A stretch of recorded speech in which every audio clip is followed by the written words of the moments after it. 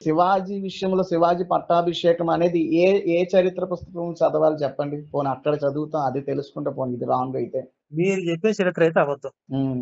అదే మీరు ఇప్పుడు అసలు అబద్ధం మీరు ఏ కరుణాకర్ గారు. బేస్ మీద తీసుకొచ్చారో, అసలు ఏ చరిత్ర పుస్తకం చదివారో, హ్మ్. దాని ఇప్పుడు ప్రామాణికత ఏంటో చెప్పండి ఫస్ట్. చాలా మంది ప్రొఫెసర్స్, స్కాలర్స్ అందరూ వేరు వేరు ప్రొఫెసర్స్ యొక్క టీచింగ్ నేను విన్నాను. మీరు సో అప్పటికే ఒక నెరేటివ్ బిల్డ్ చేసి శివాజీ మీద కొన్ని ఊకదంపుడు ప్రచారాలు ప్రొఫెసర్లు ఇప్పుడు రీసెంట్ గా కొన్ని సంవత్సరాల క్రితం వరకు టెక్స్ట్ బుక్స్ లోనే అబద్ధాలు రాశారు. పిల్లలు చదువుకున్న టెక్స్ట్ బుక్స్ లోనే ఈ కమ్యూనిస్టులు రాసిన చరిత్రలు ఉన్నాయి. అవును కరుణాకర్ గారు. మరి నిజం చరిత్ర పుస్తకాలు మనకు ఉండాలి కదా! ఇప్పుడు ఒకటి చూపిస్తే అది అబద్ధం అనేస్తే మరి నిజం ఏంటి? అంటే మన నోటితో ఏది చెప్తే అది నిజం. అంటే ఇప్పుడు మనం మార్చేస్తున్నామా? పుస్తకాల్లో మారిపోయి ఉంటాయా అంటారా? ఒకసారి మీరు ఆలోచించండి. ఇప్పుడు సో శివాజీ చరిత్ర మీకు సంపూర్ణంగా లభ్యమయ్యే పుస్తకాలు చాలా ఉన్నాయి. మీకు కావాలంటే శివాజీ చరిత్ర మీ అడ్రస్ పెట్టండి, నేను పంపిస్తా. తప్పకుండా. ఓకే. అది ఫైనల్‌గా ఏంటంటే హింస అటువంటి మాటలు, ప్రేరేపణ మాటలు మీరు మాట్లాడొద్దు అనేది నా యొక్క అభిప్రాయము. నా యొక్క request. It's up to you. మీ ఇష్టం. మీరు తర్కం కలిగిన వారు, విచక్షణ కలిగిన ఇప్పుడు వారు. మీరు ప్రతి విషయం గురించి నాకు నీతులు చెప్పి నాకు ఫోన్ చేసి నన్ను మాట్లాడే బదులు మీకే కాదు అందరికి మా వాళ్ళకి కూడా చెప్తా. ఫస్ట్ నేను దేని గురించి మాట్లాడాను అక్కడ చర్చ పెట్టారు అని చెప్పి ఫస్ట్ వాళ్ళతో మాట్లాడండి. వాళ్ళతో మాట్లాడి నా దగ్గర రండి. అప్పుడు మీరు వెంటనే నా దగ్గర రావటం కాదు. అక్కడ ఏం ప్రస్తావన చేశానో అది ఒకసారి ఎంక్వైరీ చేసుకోండి అక్కడ జరిగిందో లేదో. ఫస్ట్ మీ వాళ్ళతో మాట్లాడండి. అసలు విపి రెడ్డిను జేమ్స్ వీళ్ళిద్దరు నేను జీవిత కాలం దీన్ని వదిలిపెట్టనని చెప్తున్నా. వాళ్ళు జీవిత కాలం క్షమించడానికి తప్పు చేశారు. మా విగ్రహారాధన గురించి, మా దేవతారాధన గురించి వాళ్ళకేం తెలుసు అసలు? మేము ఒక విగ్రహ ప్రతిష్ఠ చేయాలంటే, ఒక దేవాలయం నిర్మించాలని ఒక శాస్త్రం ఉంటది. శాస్త్రం ప్రకారం అవును కరుణాకర్ గారు. మరలా విగ్రహారాధన హిందుత్వంలో అంటే మరలా మీరు ఇప్పుడు ప్రపంచవ్యాప్తంగా అంటారు. మీరు ప్రపంచవ్యాప్తంగా అన్నారు. ప్రపంచంలో హిందుత్వం ఉంది. వీళ్ళు ప్రపంచంలో ఎక్కడో లేరు. వీళ్ళు ఇక్కడ ఆంధ్రప్రదేశ్ లో ఉన్నారు, తెలంగాణలో ఉన్నారు. ఇక్కడ వీళ్ళు ఏ విగ్రహాల గురించి మాట్లాడుతున్నారు? వీళ్ళు ఏ మతం గురించి మాట్లాడుతున్నారు? ఇప్పుడు మీరు కవర్ చేసుకోవాలని ప్రయత్నం చేసినా దాని మీద మీ ఉన్న విలువ పోగొట్టుకుంటారు తప్ప మీరు ఉన్న నిజాన్ని అంగీకరించండి ఫస్ట్. వాళ్ళు ఏ అధికారంతో వాళ్ళిద్దరూ మా విగ్రహారాధన గురించి వాళ్ళు చర్చ పెట్టారు. వాళ్ళు మా విగ్రహారాధన గురించి చర్చ పెట్టినప్పుడు ఒకవేళ చర్చిద్దామని అనిపించినప్పుడు ఒక పండితుడిని పిలవాలి. మీరు ఎలా చేస్తారండి? విగ్రహారాధన చేస్తారు కదా, అసలు ఆ క్రతువు ఎలా ఉంటుంది, దానివల్ల అందులో ఉండే శాస్త్రీయత ఏంటి, ఈ సన్నాసులు ఎవరికైనా తెలుసా? వాళ్ళిద్దరు చర్చ పెట్టి ఒకటి దెయ్యాలని ఒకడు, ఉత్తివే ఏం ఉపయోగం లేదని ఒకడు. అందుకే బైబిల్ దేవుడు కల్పితమా కలిపురుషుడు అని మేము చర్చ పెట్టాం, గుర్తుందా? అవును. అది మా రియాక్షన్ లో ఫస్ట్ వెర్షన్. అది ఇంకా అప్పటితో అయిపోలేదు.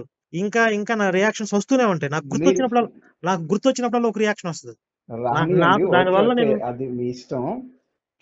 నేనేమంటానంటే ఇప్పుడు మీరు ఫస్ట్ మీ క్రైస్తవులు అందరూ కూర్చుంటారా, పెద్ద మనుషులు అందరూ కూర్చుంటారా, కూర్చోండి. ఇలాంటి తప్పులు ఎక్కడెక్కడ జరిగినాయి క్రైస్తవంలో, ఎక్కడెక్కడ వెళ్ళి హిందువులు రెచ్చగొట్టే ప్రయత్నాలు చేశారో, ఎక్కడ వాళ్ళని గాయపరిచారో, ఇవన్నీ మీరు ఒకసారి రివ్యూ చేసుకోండి. రివైజ్ చేసుకుని ఆ తప్పు చేసిన వాళ్ళని పట్టుకుని వాళ్ళతో మీటింగ్ పెట్టుకోండి.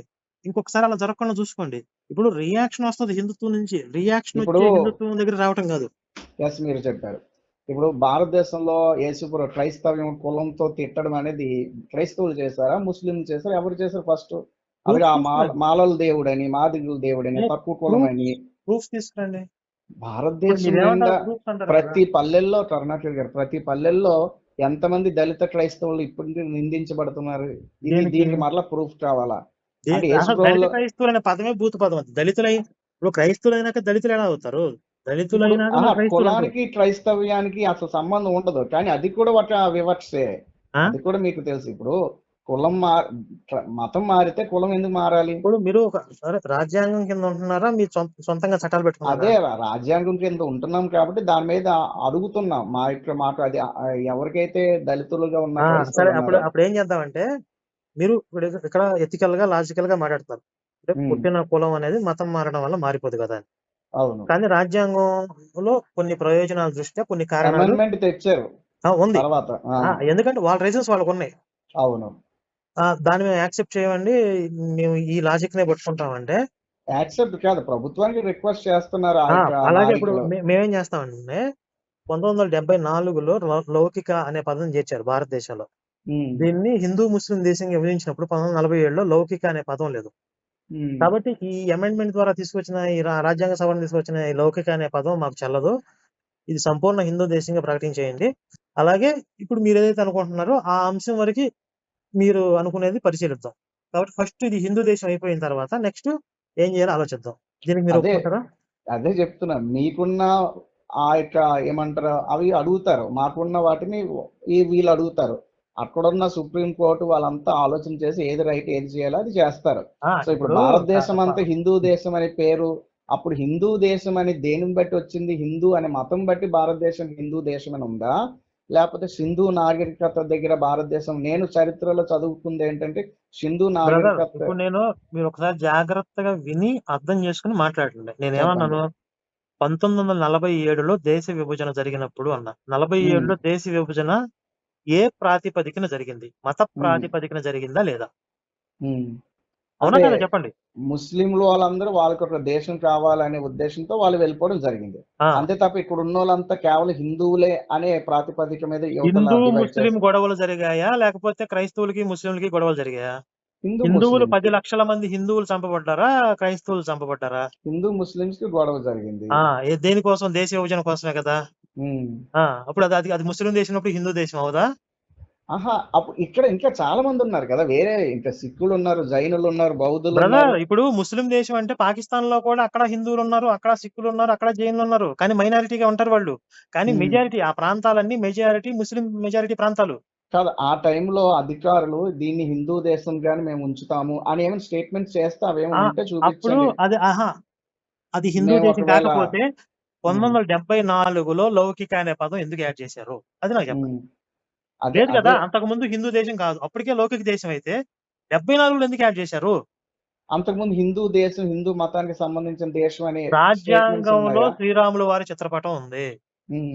రాముడు ఎవరికి ప్రతినిధి? ఇది హిందూ దేశము, హిందువులకు ప్రతినిధి.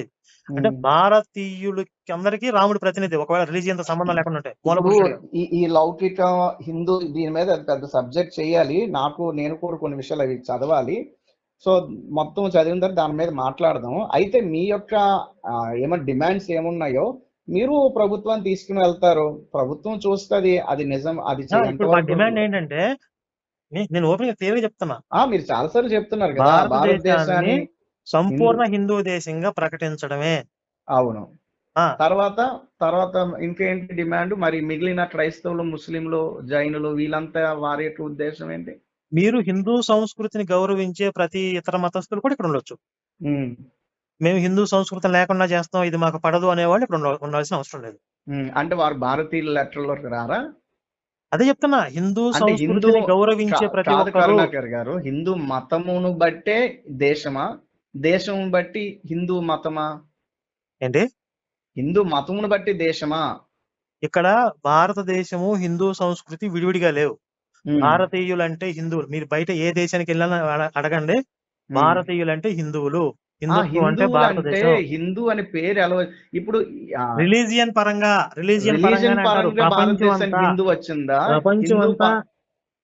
కరుణాకర్ గారు, మన మీ చిన్నజీయర్ గారేనా అనుకుంటా హిందూ అనే పదం అది ఏదో చెప్పారు చిన్నజీయర్ గారు అనుకుంటా. నాకు చాలా ఎప్పుడు చెప్పారు? అది చాలా సంవత్సరాల క్రితం. చాలా సంవత్సరాల క్రితం మీలాంటి వాళ్ళు స్ప్రెడ్ చేసిన ఒక రాంగ్ ఇన్ఫర్మేషన్ బట్టి కూడా ఆయనకు ఒక తప్పుడు సమాచారం వెళ్ళుండొచ్చు కదా ఆ టైంలో అలా కానీ ఈ మధ్య మాట్లాడలేదు కదా ఆయన. సో హిందూ అనే పదము నేను చదువుకున్న చరిత్ర ప్రకారము హిందూ అనే పదాన్ని ఈ రిలీజియన్ దాన్ని తీసుకున్నారు తప్ప, కానీ హిందూ దేశము అనే మతమును బట్టి దేశానికి పేరు రాలేదు అని నేను చదువుకున్న చరిత్ర. మరి ఆ చరిత్ర కూడా తప్ప. మీరు అనుకుంటున్నట్లుగా సింధు నది పరివాహక ప్రాంతంలో ఉన్న వారందరి గురించి హిందూ అనే పదం వస్తే అప్పుడు వాళ్ళ సంస్కృతి కూడా హిందూ సంస్కృతి, అసలు వేరే మతమే లేదు కదా అప్పుడు. అవును, అప్పుడు చాలా మంది వచ్చారు. అప్పుడు ఉన్న అసలు మూల మతము, మూలవాసులు వారందరూ ఇప్పుడు పూజిస్తున్న వాటికి చాలా డిఫరెన్స్ ఉంది కదా. ఎవరు చెప్పారు ఏంటంటే భారతదేశంలో మూలవాసులకి ఆర్య ద్రావిడ సిద్ధాంతం చెప్పిందా? బోల్డ్ డిస్టర్బెన్సెస్ ఉన్నాయి కదా, చాలా మంది ఫైట్ చేస్తున్నారు కదా హిందుత్వంలోనే కూడా. అబద్ధాల్లోంచి ఆ కల్పితాల్లోంచి బయటదానికి జీవితం. కరుణాకర్ గారు వినండి, నేను ఆ మూలవాస సిద్ధాంతం, ఆర్య ద్రావిడ సిద్ధాంతాల కోసం ఎక్కువ నేను రీసెర్చ్ చేయలేదు. సో రీసెర్చ్ చేయకపోయినా హిందువులలోనే చాలా మంది ఇలాగా మేము పలానా ద్రావిడులు, మేము పలానా ఇలా ఉన్నాయి కదా, దాన్ని బట్టి నేను మాట్లాడుతున్నాను. సో ఇంట్లో లోపలికి వెళ్ళిన తర్వాత నేను ప్రస్తుతానికి స్టడీ చేస్తున్నాను డీటెయిల్ గా. అందుకే మీరు కొన్ని బుక్స్ ఇదిగా ఇవి చదవండి, ఇవి చరిత్ర సంబంధించినవి నాకు కొంచెం రిఫర్ చేస్తే అవి నేను చదువుతాను, అప్పుడు డీటెయిల్ గా మాట్లాడొచ్చు. అయితే విషయం ఏమిటంటే, సో మీకున్న డిమాండ్ మీరు పెడతారు గవర్నమెంట్ కి, government will decide, people ultimate will గా డిసైడ్. ఇప్పుడు భారతదేశం సురక్షితంగా ఉండాలి అంటే, ఇక్కడ హిందువులు సురక్షితంగా ఉండాలంటే, ఫ్యూచర్ లో మత యుద్ధాలు జరగకూడదంటే హిందూ దేశంగా ప్రకటించడం అనేది సో అలా అవును, ఆ రకమైన క్రియేషన్ ని కొంతమంది తయారు చేస్తారు. ఇప్పుడు మత కలహాలు గొడవలు వచ్చేటట్టు క్రియేట్ చేసి, సో సెక్యులర్ దేశం ఉంది కాబట్టి ఈ గొడవలు వస్తున్నాయి అని చెప్పి సెక్యులర్ ఇంకా దేశంగా ఉంది కాబట్టి కాదు, సెక్యులర్ దేశంగా ఉంటే గొడవలు రావట్లేదు. పశ్చిమ బెంగాల్లో గొడవలు ఎందుకు జరుగుతున్నాయి? అక్కడ హిందువులు మైనారిటీలు అయ్యారు, అక్కడ దాడులు జరిగితే వాళ్ళు పారిపోయి వస్తున్నారు. కాశ్మీర్ నుంచి ఎందుకు పారిపోయారు హిందువులు? అక్కడ మైనారిటీలు అయ్యారు, సావగొట్టారు, పారిపోయారు. కేరళలో కొన్ని చోట్ల ఎందుకు పారిపోతున్నారు? అది ఇప్పుడు ఎక్కడెక్కడైతే హిందువులు మైనారిటీలు కొన్నిసార్లు అవుతున్నారో. కరుణాకర్ గారు గ్రౌండ్ లెవెల్ లో కూడా మనం అసలు ఏం జరుగుతుందో కూడా, అంటే మీరు మీరు బహుశా అక్కడ ఇన్ఫర్మేషన్ బ్రదర్ తెచ్చుకుని మీరు వెళ్ళి ఉండొచ్చు. గ్రౌండ్ లెవెల్లో ఇది జరుగుతుందని చెప్పండి, తీసుకురండి. ఎవరు వద్దన్నారు? అదే ప్రతి చోట హిందువులు మైనారిటీలైన ప్రతి చోట వాళ్ళ మీద దాడులు జరుగుతున్నాయి, పారిపోతున్నారు. చరిత్రలో జరిగింది, కళ్ళ ముందు జరుగుతున్నాయి. ఇంకా మీకు ఏదో భారతదేశంలో క్రైస్తవులు ఎప్పటి నుంచి కూడా అణిచివేయబడుతూనే ఉన్నారు. ఎంతమంది క్రైస్తవులు చనిపోవట్లేదు కరుణాకర్ గారు? ఇప్పుడు ఎక్కడైనా ఒక స్వామి కానీ లేకపోతే ఒక హైందవ స్వామి వారిని కొట్టడం కానీ ఇలాంటి ఎక్కడైనా మనం చూసామా? రోజుకో పాస్టర్ని కొడతారు, రోజుకొక సువార్థిక మీద పేడ నీళ్ళు చల్లుతారు. ఇష్టం ఇప్పుడు మేము సువార్త చేస్తాం కరుణాకర్ గారు, పత్రిక ఇచ్చుకొని వెళ్ళిపోతాం అంతే రోడ్డు మీద, ఎవరిని మనం. అయినా నన్నే కొట్టడానికి చాలా సార్లు వచ్చారు. అంటే ఇది నా పర్సనల్. మిమ్మల్ని ఎప్పుడైనా ఎవరైనా కొట్టడానికి వచ్చారు? మీరు ఎప్పుడైనా వీధుల్లోకి వెళ్ళి, లేకపోతే మీరు చెప్తున్నారు ఏ స్వాములకైనా చెప్పండి. చీరాలలో మా కార్యకర్తలను కొట్టారని చెప్పి 100 సార్లు చెప్పా. మీ క్రైస్తవులు కొట్టింది అది స్టార్టింగ్ లో అది ఏం జరిగింది? మా కార్యకర్తల మీద చేయటం అంటే శివశక్తిని టచ్ చేయటమే. దాడి చేసింది ఎవరు? క్రైస్తవులు కదా. ఉత్తి పుణ్యానికి దాడి చేసి చావగొట్టి కేసు పెట్టారు. అంత దుర్మార్గం మీ క్రైస్తవులు తప్ప ఇంకెవరు చేయలేరు. వీళ్ళు మీటింగ్ పెట్టుకుంటే ఎక్కడ పెట్టుకున్నారు? వీళ్ళు ఎక్కడో ఒక ఇంట్లో కలిసి 10 మంది మీటింగ్ పెట్టుకుంటే చుట్టుపక్కల చర్చిల్లో ఉన్న వాళ్ళందరినీ బైబిల్ తగలబెడుతున్నారని చెప్పి రెచ్చగొట్టి 1500 మంది వచ్చి వాళ్ళ మీద పడ్డారు. అవును, ఆ టైంలో బైబిల్ తగలబెట్టారు కదా, అది చాలా సంవత్సరాల క్రితం. అప్పుడు మీరు కొత్త, అప్పుడు యూట్యూబ్ లో, అప్పుడు మేము అసలు యూట్యూబ్ లో లేము. అప్పుడు ఆ టైంలో బైబిల్లో తగలబెట్టడాలు చీరాల చుట్టూ మన తెలుగు రాష్ట్రాలు ఇది జరుగుతున్నది. అరే నేను దేని గురించి మాట్లాడుతున్నాను? నేను చెప్పింది ఏంటి? మా వాళ్ళు మీటింగ్ పెట్టుకున్నారు. సో ఆ టైంలో ఇక్కడ మీటింగ్ మీరు అప్పటికి పోస్టులు వీటి అయి ఉండొచ్చు కదా. అదే రేపొద్దున కూడా అదే చేస్తారంట. ఇప్పుడు రేపొద్దు నేను ఎక్కడో ఏదో మీటింగ్ పెట్టుకుంటాను, కరుణాకర్ వచ్చి ఇక్కడ బైబిల్ తగలబెడతాడని చెప్పి రెచ్చగొడతారు, నా మీద దాడి చేస్తారు. ఇప్పుడు మొన్న ఏం చేశారు? కరుణాకర్ ఏదో పోస్ట్ పెట్టి డిలీట్ చేశాడని చెప్పి నా మీద దొద్దామని చూశారు. నేను బలంగా మాట్లాడేసరికి అవ్వలేదు. రేపొద్దున ఇది ఫెయిల్ అయ్యింది, ఇంకోటి ఏదో చేస్తారు, ఇంకోటి ఏదో రెచ్చగొడతారు, నా మీద దాడులు చేస్తారు. మీ మీద హైందవుల మీద దాడి జరిగితే ఖచ్చితంగా దాన్ని ఖండించాలి. అసలు అలాంటివి చేయము క్రైస్తవులు. ఎవడో ఖండించడం మీ వాళ్ళు చేయక్కర్లేదు, మా వాళ్ళే ఖండిస్తారు. వాళ్ళ భాషలో వాళ్ళు ఖండిస్తారు. ఇప్పుడు అది తెలియక ఇప్పుడు మీ వాళ్ళు అనవసరంగా నన్ను గెలిచారు. కానీ ఇప్పుడు విపి రెడ్డి గాని, ఎవడు మాట్లాడిన పాస్టర్ ఇంకోటి ఎవడు ఉన్నాడు, అజయ్ బాబు గడి గాని, వీళ్ళందరూ పని కట్టుకుని ఆ రోజు నా పేర్లు తీసి నా మీద ఉసుకుల పిల్లగా మాట్లాడారు కదా. చెప్పండి. ఆ రోజు ప్రవీణ్ గారు చనిపోయినప్పుడు నా మీద ఉసుగులిపారా లేదా? కేసులు పెడతాం అన్నారు విజయప్రసాద్ రెడ్డి గారు. తర్వాత కేసు పెడతాం అన్నారు. ఆయన రెచ్చగొట్టినట్టయితే నేను వినలేదు. నేను పోస్ట్ పెట్టి డిలీట్ చేశాను అని అక్కడ ఉన్న వాళ్ళకి రెచ్చగొట్టారు. అవును, ఒక న్యూస్ వచ్చింది, దాన్ని నిజమని వారు మాట్లాడారు కొంతమంది. అదే చెప్పండి, దానికి ఏదో మీరు చెప్తున్నారు మా వాళ్ళు. అదే మీ వాళ్ళు నా మీదకి ఉసిగొల్పాలని ప్రయత్నం చేశారా లేదా అంటున్నా. ఇప్పుడు మొన్న ఫెయిల్ అయ్యింది, రేపొద్దున ఇంకో ప్రయత్నం చేస్తారు.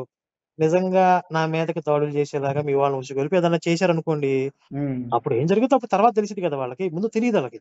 అవును, అదే ఇప్పుడు నేను అంటుంది. ఇలా ఉసిగొల్పుకోవడాలు, రెచ్చగొట్టుకోవడాలు, దాడులు చేసుకోవడము. కరుణాకర్ గారు అంటే మీరు వేరే మాట్లాడతారు. ఇప్పుడు మనం అంత భారతీయులమే కదా. ఇప్పుడు ఏ మతంలో ఉంటే ఏంటి అసలు?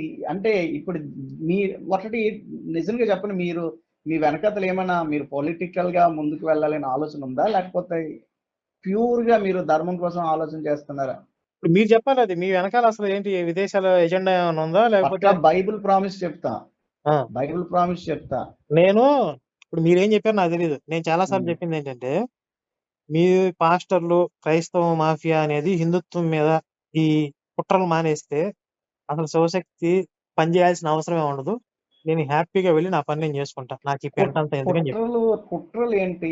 మీరు చెప్పండి, ఇదిగో ఇలా పలానా కుట్ర చేస్తున్నారు, పలానా కుట్ర చెప్తాను. చేస్తున్నారు ఇప్పుడు లిస్ట్ అని చెప్తాను. ఇప్పుడు లిస్ట్ మీరు చెప్తాను. లిస్ట్ చెప్తాను. మీరు ఏమైనా సాల్వ్ చేయగలరా? మాక్సిమం నా సాయిస్ ఖచ్చితంగా క్రిస్టియన్ లీడర్స్ మీరు చెప్పే రీజనబుల్ అయితే, నిజంగానే క్రైస్తవ్యం అలా చేస్తుంటే పక్కాగా క్రిస్టియన్ లీడర్స్ మీరు ఎవరి పేరు చేత వాళ్ళని కూర్చోబెట్టి మాట్లాడిస్తాం మీ చేత. ఫస్ట్ తప్పుడు శ్లోకాలు తయారు చేసి హిందుత్వంలో యేసున్నాడని చెప్పి పుస్తకాలు రాశారు. అది కుట్ర కాదా? తప్పుడు శ్లోకాలు అయితే పక్కా అది చూపించండి. కుట్ర కాదా? కుట్ర కాదా? తప్పుడు శ్లోకాలు కాదు కదా, రక్త ప్రోక్షణ కార్యం కోసం గ్రంథాలు ఉన్నాయి ఇప్పుడు కదా. ఓపిర్ రాసిన పుస్తకాన్ని పబ్లిక్ లో చర్చ పెట్టాం. ఆయన రుజువు చేయలేదు. నా అనిపించింది, నాకు అట్లా తోచింది, నేను రాసుకున్నాను అన్నాడు. వేదాల పేర్లు చెప్పి ఆయన తోచిని రాసి వేదాలు వేసున్నాడని చెప్పడం కుట్ర కాదా? కాదు, స్వామి వివేకానంద గారు ఆ బైబిల్ని వేదాలని కంపేర్ చేసి మాట్లాడారు కదా. అసలు నేను ఏం మాట్లాడతాను, మీరు ఇప్పుడు ఒకటి అదే మాట్లాడే అలాగే కంపేర్ చేయడం అనేది ఎంతవరకు రాంగ్ అంటున్నా. ఇప్పుడు కంపేర్ చేయటం ఏంటి? ఇప్పుడు బైబిల్లో ఇంకొక దేవుడు ఉన్నాడు, అల్లా దేవుడు ఉన్నాడు ఉన్నాడు. కదా, వేదాలు యేసు ఉండడం కాదు.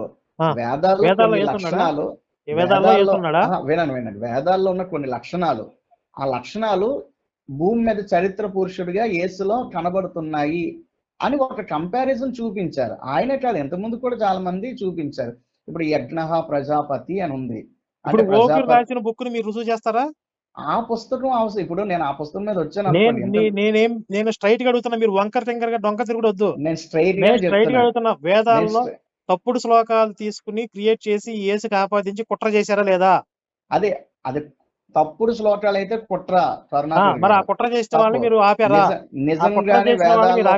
నిజంగానే వేదాల్లో ఆ శ్లోకాలు ఉంటే మీరేమంటారు? సర్వపాప పరిహారం రక్త ప్రోక్షణ ఈ శ్లోకం ఎప్పటి నుంచి తిరుగుతుంది? తప్పుడు శ్లోకమా కాదా? అవును, ఆ శ్లోకం గ్రంథాల్లో దొరకలేదు. ఎందుకంటే తాళపత్ర, ఇప్పుడు సామవేదం తాళపత్ర, ఆ తాండ్య బ్రాహ్మణాలు లేవు కదా ఇప్పుడు అందుబాటులో. ఎందుకు లేవు మీకు? అందుబాటులో లేకుండా తాండ్య బ్రాహ్మణ అసలు అందుబాటులో లేకుండా మరి అది ఎవరు చదివాడు అసలు? అదే అంతకు ముందు ఎవరో ఒక ఇక ఏమంటారు అసలు బ్రాహ్మణ మీకు మూల గ్రంథాల దాకా అవసరంలా. ఆ శ్లోకం తయారు చేసిన విధానం బట్టే, అది ఛందస్సును బట్టి అది తప్పుడు శ్లోకం అని చెప్పి పండితులు చూడకని చెప్పేస్తారు. అది ఇప్పుడు పండిత్ సిహెచ్ ఫ్రాన్సిస్ గారు ఉండేవారు చాలా సంవత్సరాల క్రితం. ఆయన బ్రాహ్మణ్ నుంచి బయటకు వచ్చారు. ఆయన ఈ శ్లోకం ఎక్కువ వాడినట్లుగా మాకు తెలిసిన ఇన్ఫర్మేషన్.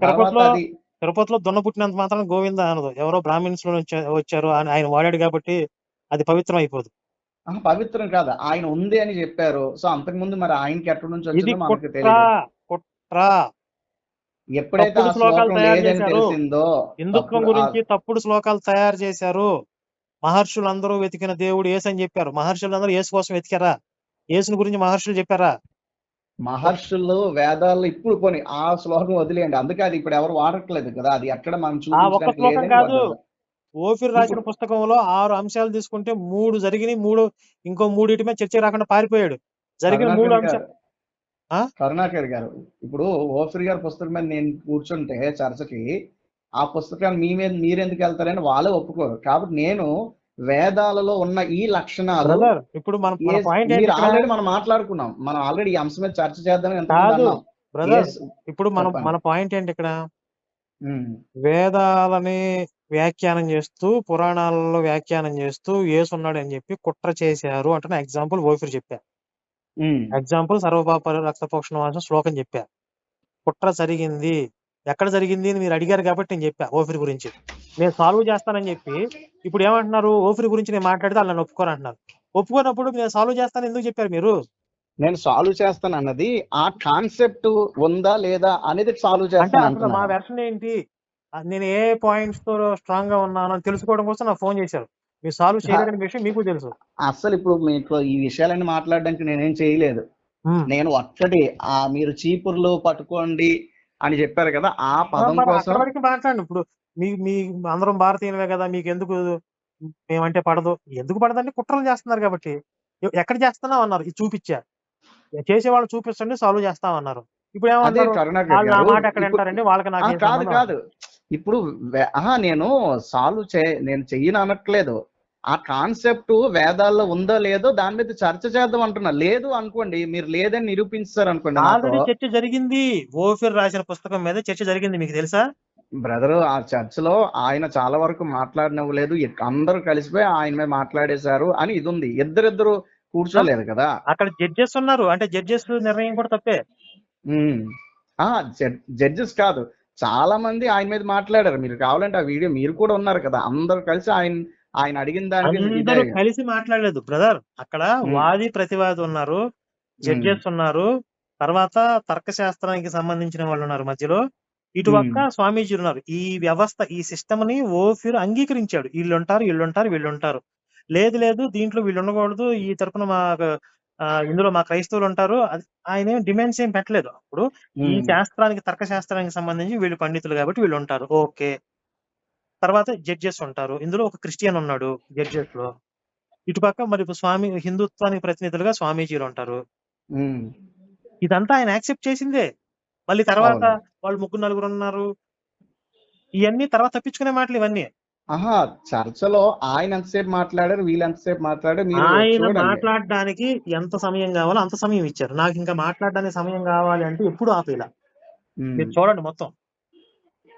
చెప్పడం అయిపోయిన తర్వాతే వేరే వాళ్ళు మాట్లాడారు. మరి తర్వాత ఎందుకు ఇంకా సెకండ్ పార్ట్, థర్డ్ పార్ట్ లో ఎందుకు అయిపోయింది కదా? 3 పాయింట్లు తేలిపోయాడు, డొల తేలిపోయింది. ఇంకో 3 పాయింట్లు ఉన్న బట్టలు కూడా తీసేస్తానని రాలేదేగా, ఓఫీర్ రాలేదు. ఓకే, ఇప్పుడు మీరు ఏమంటారు? ఆ హైందవ క్రైస్తవ గ్రంథం ఫెయిల్ అయిపోయింది అంటారు? అదొక్కటే కాదు, ఓఫీర్దే కాదు, ఇంకా అలాంటి ఇది హిందుత్వం పేరుతో యేసున్నాడు, ఇలాంటి ప్రచారాలు ఉన్నాయి. అది కుట్ర. నేను చెప్తున్నా, అది కుట్ర. ఒకటి. ఒక మాట నన్ను మాట్లాడినవండి. సో ఓఫీర్ గారు మాట్లాడారా ఆ పుస్తకం, అది మ్యాటర్ కాదు. వేదాలలో ఇప్పుడు మేము చెప్పిన ఆ కాన్సెప్ట్ వేదాల్లో కనబడుతుందా కనబడదా అనేది ఒకసారి కూర్చొని మనం చర్చించాలి కదా క్లియర్ గా. అలాగే ఇప్పుడు చర్చిద్దాం. ఒకటి, దాంతో పాటు యేసు చెప్పిన దేవుడు యెహోవానా శ్రీకృష్ణుడా అనేది కూడా చర్చిద్దాం. అది కూడా ఒక అంశం. తప్పకుండా. మీరు అన్నారు బైబిల్లో శ్రీకృష్ణుడు ఉంటాడు అని మీరు చూపిస్తానన్నారు. వేదాల్లో యేసు ఉన్నాడా? వేదాల్లో యేసు ఉండడు కాదు, ఆ లక్షణాలు యేసుకి అప్లై అవుతున్నాయి, కాకపోతే ఇంకెవరికి అప్లై అవుతున్నాయి. నేను చెప్పేది కూడా అదే. యేసు చెప్పిన తండ్రి లక్షణాలు శ్రీకృష్ణుడికి అప్లై అవుతున్నాయో యెహోవాకి అప్లై అవుతున్నాయో చూద్దాం. అంతే. సో అది చర్చ చేస్తే బాగుంటది. అలాగే. కాబట్టి ఒకటి ఫైనల్ గా నేను చెప్పేది, కరుణాకర్ గారు, మీరు తర్కంగానే వెళ్ళండి. అంటే నా తీసుకోమని కాదు నేను చెప్పింది, మీరు వినమని కాదు, మీ ఇష్టం, మీకు ఎలా ఫ్లో వస్తే అలా వెళ్ళండి. సో తర్కంతో వెళ్ళమని చిన్న request, just up to you. ఎందుకంటే ఇప్పుడు జ్ఞానం లేని వారు, కరుణాకర్ గారు, నేనేమనుకుంటానంటే లాజిక్ ఉన్నవాడు, తర్కం ఉన్నవాడు గట్టిగా రెచ్చగొట్టే మాట్లాడనవసరం అవసరం. ఎందుకంటే జ్ఞానానికి చాలా బలం ఉంది, నేను అదే నమ్ముతాను.